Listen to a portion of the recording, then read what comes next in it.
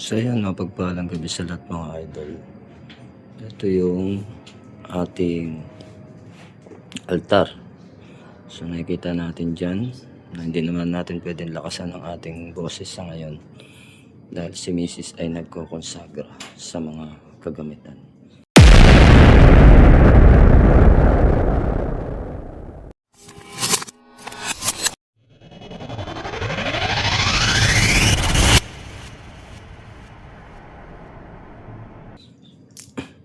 Kung sa mapapansin natin sa bandang altar ay may mga kinakonsagra siyang mga gamit.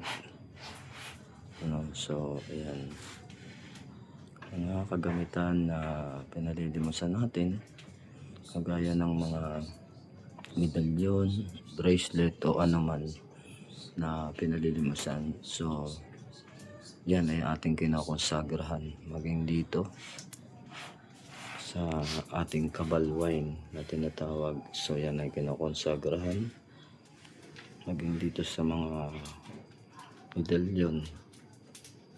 Yan, at hindi lang tayo pwedeng gaanang lumapit dahil tayo ay makakaabala sa kanyang pagkokonsagra.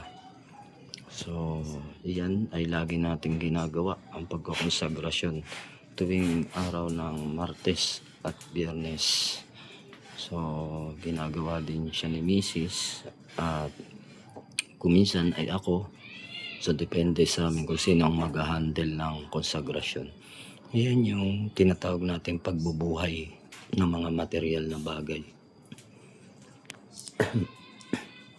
upang magkaroon siya ng kapangyarihan at spiritual. So ganyan ang ginagawang konsagrasyon. Kaya nagkakaroon ng buhay at lakas ang mga kagamitan. So ayan. So nandito tayo sa bandang ating altar. Mamaya ito naman ang ating sisindihan yung kandila sa altar ni Kuang Kong. So ayan si Kuang Kong mandirigma.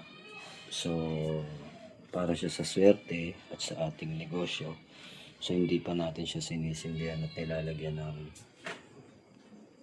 kandila at insenso sapagkat hindi pa naman nagsisimula ng pagdarasal. So meron din tayo ditong bagong dating na tinatawag natin na si San Gabriel. So kukumpletuhin natin yan. San Gabriel, magkakaroon din ng Siete Arcangeles na tinatawag. So pag nakompleto siya, yan, ilalagay na natin sa altar. Meron din dito. Ito naman yung mga pampaswerte natin na tinatawag. Yan siya. So mamaya magdadasal si Mrs. Pagsisindi din ng kandila dyan. Then dito naman sa mga mutya na mga pampaswerte natin at mga pinalilimusan. So magdadasal din dito. So marami yung gampanin namin dito kapag ka nagdadasal. Kaya natatagalan. So yan yung mga activity na ginagawa namin pag araw ng Martes at Biyernes bukod sa panggagamutan. So dyan yung mga mutya natin na papakainin pa rin ng mga dasal mamaya para mas lalo silang lumakas. Yun, napakarami dun. Pakarami din dito. So yan, iba-iba. So ngayon hindi pa kami nakapag-arrange ng maayos sapagkat marami kaming ginagawa o mga alituntunin sa ngayon. Kaya hindi pa tayo gaanong nakakapag-ayos. So next video natin, ipapakita ko sa inyo yung ibang mga kagamitan.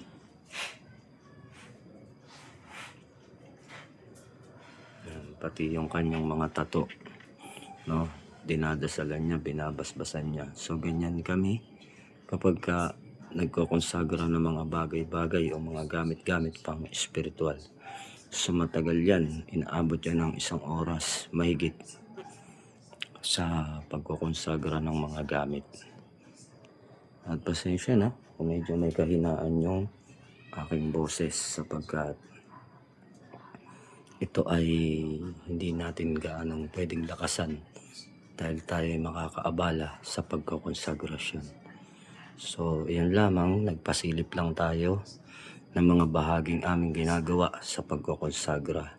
So, yun, sa mga nanonood sa atin sa spiritual at naniniwala sa spiritual at sa mga ganitong pamamaraan ay kung gusto nyo makapanood ng iba't ibang mga video o pamamaraan pang spiritual ay huwag nyo lang kalimutang mag-subscribe sa aking YouTube channel. Then paki-like na rin at share ang ating video. So yun po lamang, mapagpalang gabi sa lahat. God bless you more mga idol.